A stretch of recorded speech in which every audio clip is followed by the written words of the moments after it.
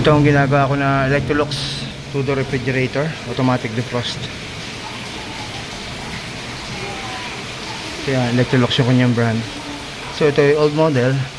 So wala siyang thermodisc. So meron lang siyang fan motor and then sensor. So isang sensor lang.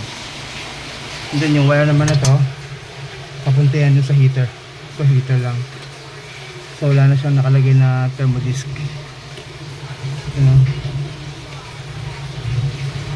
So yun lang ang wiring niya. So itong wire, itong connector na to, ko-connect lang siya rito. So yun na, wala na. So wala siyang fuse. Wala siyang fuse dito, wala siyang thermodisc. Ayan. Very simple ang kanyang wiring. So yung mga newer model kasi ngayon na mga mabagong modelong ref, yan, meron siyang thermodisc. So yung medyo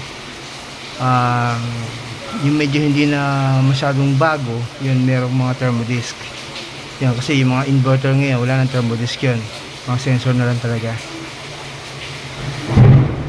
Ito, simple yung wiring nya. Dalawang wire lang papunta rin sa heater. So wala na, walang fuse, walang thermodisc. So kakabit ko lang tong fan motor na pinalit ko, mamaya okay na yan. So humina ang lamig niya kasi nasira na yung fan motor. Kaya yung lamig nitong kanyang evaporator coil hindi na ihigop, hindi na ipapa-circulate sa loob ng ref.